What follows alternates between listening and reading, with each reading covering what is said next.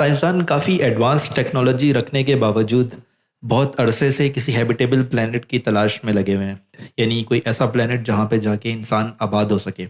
लेकिन आज तक कोई कंफर्म हैबिटेबल प्लेनेट दरियाफ्त नहीं हो सका। बहुत से पोटेंशियल हैबिटेबल प्लैनेट्स दरियाफ्त हुए हैं जहाँ मुमकिन है कि हम रह सकें, लेकिन कोई ऐसा प्लेनेट जिसके बारे में कंफर्म कहा जा सके कि कि यहाँ पे ज़िंदगी आबाद हो सकती है, अब तक दरियाफ्त नहीं हो सका।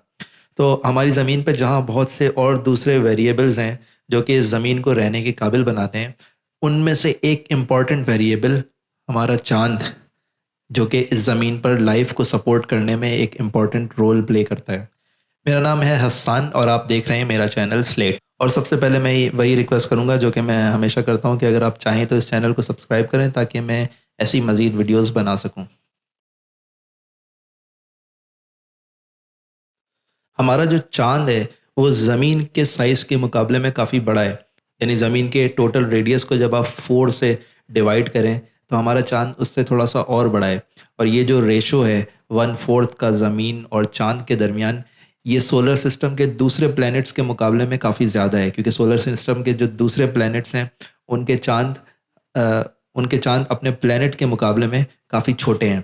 और साइंसदानों का ख्याल है कि हमारे जो चाँद है उसका जो ये साइज़ है वो भी ज़मीन के ऊपर लाइफ को सपोर्ट करने में एक इम्पॉर्टेंट रोल प्ले करता है।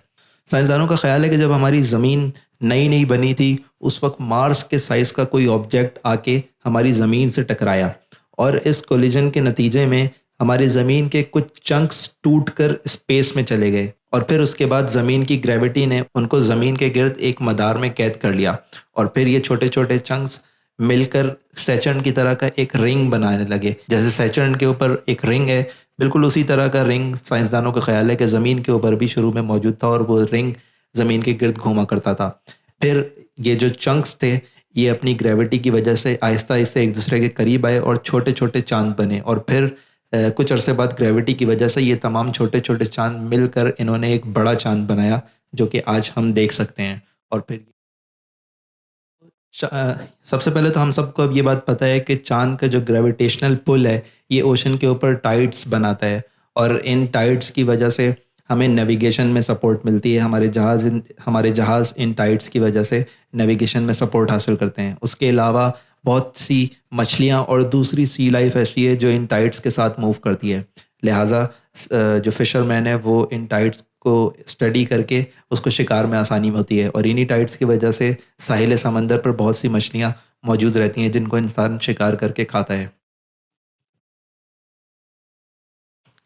हमारी ज़मीन सूरज के सामने स्पिन कर रही है, लेकिन ये ज़मीन सूरज के सामने इस तरह वर्टिकल पोजीशन में मौजूद नहीं है, बल्कि इसका जो एक्सिस ऑफ रोटेशन है जिसके ऊपर ये मूव करती है, जिसके ऊपर ये स्पिन करती है, वो जो एक्सिस है उसके अंदर 23.5 डिग्री का टिल्ट है, और ज़मीन इस तरह से टिल्टेड पोजीशन में सूरज के सामने है। और यही टिल्ट हमें साल के 4 सीजन प्रोवाइड करता है, क्योंकि जब जनवरी का महीना होता है तो ज़मीन सूरज के सामने इस तरह से टिल्टेड पोजीशन में होती है, और इसका मतलब जो ज़मीन का नॉर्दर्न पार्ट है, ऊपर वाला हिस्सा है, वो सूरज से दूर होता है, जबकि जो ज़मीन का सदर्न पार्ट है, नीचे वाला हिस्सा है, वो डायरेक्टली सूरज के सामने होता है, सूरज के करीब तरीन होता है।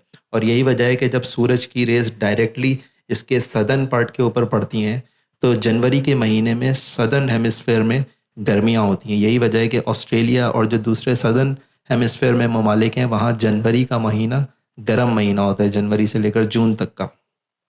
और नॉर्दर्न पार्ट जिनमें पाकिस्तान और दूसरे ममालिक आते हैं, ये क्योंकि नॉर्दर्न पार्ट में है और नॉर्दर्न पार्ट जनवरी के महीने में सूरज से दूर होता है, और इसी वजह से क्योंकि सूरज की रेज डायरेक्ट इसके ऊपर नहीं पड़ रही होती हैं तो नॉर्दर्न पार्ट में जनवरी में सर्दियों का मौसम होता है, क्योंकि सूरज दूर होता है तो लाइट सूरज की इस तरह वहाँ पे नहीं पड़ रही होती।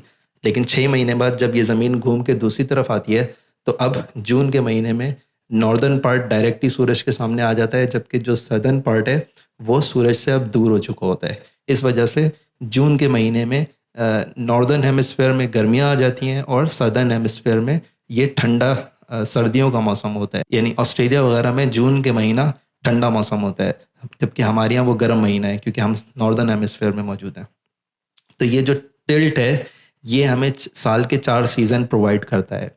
अगर ये टिल्ट ना होता तो हमारे पास 4 सीज़न ना होते, और इस टिल्ट को मेंटेन रखने में चाँद बहुत अहम रोल प्ले करता है।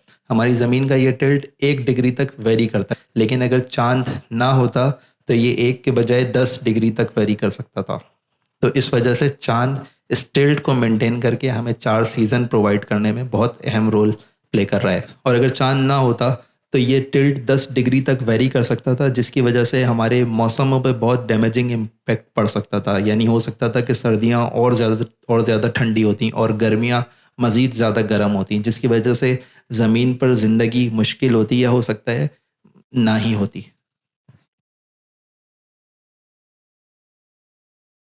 ये जो हमारी ज़मीन अपने ही एक्सिस के गिर्द स्पिन कर रही है, जिस तरह एक बॉल रोल करती है, इसकी वजह से हमारे जो दिन है उसकी लेंथ कंट्रोल होती है, क्योंकि ये जो एक चक्कर है ज़मीन का अपने एक्सिस के गिर्द, ये 24 घंटों में पूरा होता है। इस तरह हमारा एक दिन 24 घंटों का होता है। और इस स्पिन की जो स्पीड है उसको कंट्रोल में और बहुत सारे वेरिएबल्स हैं, लेकिन एक और सबसे अहम इम्पॉर्टेंट वेरिएबल चाँद की ग्रेविटी है। और साइंसदानों का ख़्याल है कि जब ये चाँद मौजूद नहीं था, यानी जैसे हमने पहले देखा कि चाँद जो है वो एक कोलिजन के नतीजे में वजूद में आया, तो उससे पहले जो हमारी ज़मीन का एक दिन होता था, यानी जो हमारी ज़मीन अपने ही एक्सिस के गिर्द हरकत करती थी, वो 6 से 8 घंटे में पूरी कर लेती थी। यानी ज़मीन का एक दिन सिर्फ 6 से 8 घंटे का होता था। लेकिन चाँद जब वजूद में आया तो उसके बाद चाँद की ग्रेविटी ने इस स्पिन को स्लो कर दिया। इस वजह से अब जो ज़मीन का एक दिन है वो 6 से 8 घंटे के बजाय 24 घंटे का होता है। तो अगर हम इसको शायद स्पिन की उसमें देखें तो शायद इतनी इम्पोर्टेंट बात ना लगे, लेकिन अगर आप गौर करें कि हमारा एक दिन अगर 6 घंटे का होता 24 के बजाय, तो हम अपने काम किस तरह करते। तो ये एक और वो वजह है जिसकी वजह से चाँद ने ज़मीन पे इस लाइफ को सपोर्ट कर रखा है। आज की इस वीडियो के लिए इतना ही।